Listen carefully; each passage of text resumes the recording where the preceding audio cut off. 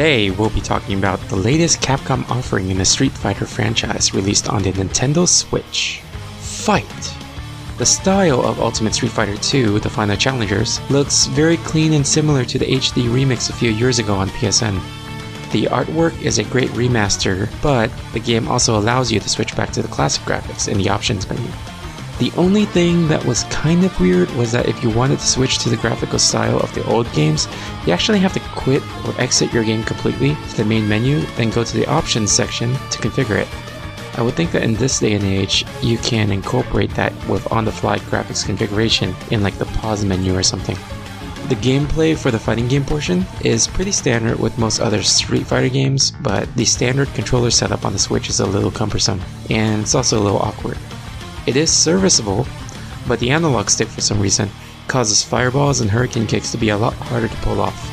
It gets even worse when the controllers are split from the system to go into tabletop or multiplayer mode, since now you have a tiny controller to play a fighting game on. It's a great way to get cramps though.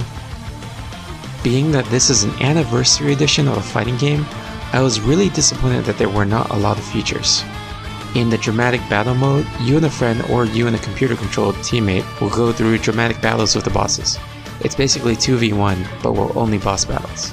Interesting thing here is that you need to defeat the bosses in 2 rounds, but if they beat you in 1, it's game over. The way of the Hado is a fun little diversion, but it gets really frustrating fast. This puts you in a first-person view mode with Ryu, and waves of enemies come at you from M. Bison's army. You use both controllers and do actual Hadouken and Shoryuken moves to attack them. There's some slight delay, but it's pretty fun for what it is.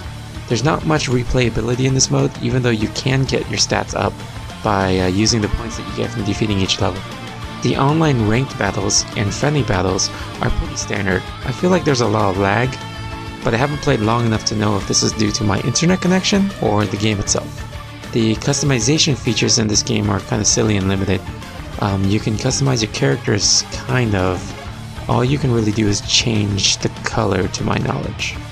All things considered, I would give this game a solid 7 out of 10. I wish I could give it more considering I'm a big fighting game fan, but I just can't do it. Portability earned it a lot of points, but there's not enough in this game to keep longevity going. I'm hoping that there will be some kind of downloadable content to keep this game fresh, but those looking for a convenient on-the-go Street Fighter game, this might be a solid choice.